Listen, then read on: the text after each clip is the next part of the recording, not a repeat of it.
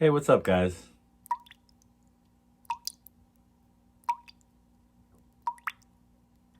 What the hell is that?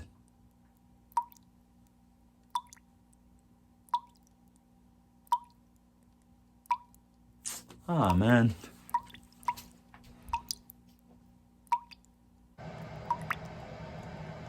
I didn't fully turn off the sink.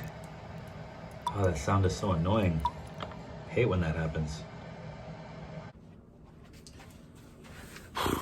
Yeah, sorry about that. But I didn't want to talk to you today about that type of a drip. I actually wanted to talk to you about Robinhood drip and why I love it so much. And to those of you unfamiliar with what exactly drip is, it just stands for dividend reinvestment plan. And most, if not all, brokerages have one. But Robinhood is pretty new to the party. They just introduced the drip feature in December of 2019. And I was on a waiting list to be added.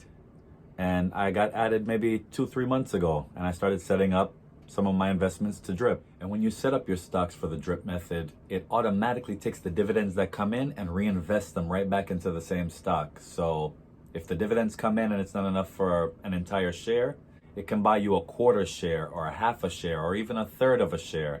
And then you're entitled to that amount of dividend, which is a beautiful thing because now it's buying you more dividends automatically without you having to even go in there and manually do it. And then the more dividends that are bought, the more shares it buys. And then the more shares it buys, the more dividends it produces. And it's like this endless snowball going downhill effect. Over time, it just gets bigger and bigger and bigger. And all your investments that are set up to the drip method continue to grow and build. I really love this feature, honestly. And I recommend it for anybody who's a long-term investor. Now let's take a look at some of the investments that I set up for drip. Okay, so let's take a look at some of the stocks that we have on drip. We go down here to edit dividend reinvestment. It's going to show me all my stocks on the left. And the empty circles are stocks that are not set up for drip. The ones with the green check are already on the drip reinvestment plan. So BAC is Bank of America. I set that up for drip. I also have EVA. That's a wood chipping company, and Viva Partners. That's set up for drip. I also have Lloyd's Bank of England, LYG. That's set up for drip. Main Street Capital, it's a finance company. Nike. New Mountain Finance, that's NMFC. ORI is an insurance company in Chicago. They've been around since like 1908. That's set up for drip. Siri is SiriusXM. And SPHD, that's the S&P 500 index. And let me see if there's anything else. Nope. So I have 1, 2, 3, 4, 5, 6, 7, 8. 8 of my 9, sorry. 9 of my 70 total stocks are set up for the drip method. The rest either don't contain a dividend or I'd rather just receive that dividend and disperse it as I please. And sometimes you may not have a stock set up for drip because the price of that stock continues to go higher and higher, and you don't want to reinvest and mess up your overall average cost per share. Like, let's say you bought a lot of shares of something at $10 a piece, and then now the stock is $25 a share. You may not auto reinvest because it's now going to raise your average cost from $10 to $25. Sometimes you just want to keep that low average cost. And the reason I only have 9 companies set up for drip at the moment is because it's a new feature and I'm just kind of dabbling with it and getting myself used to it. And I don't necessarily want all 70 of my companies that I own on the drip method. There's some companies, for one, that don't even contain a dividend, so that's automatically out.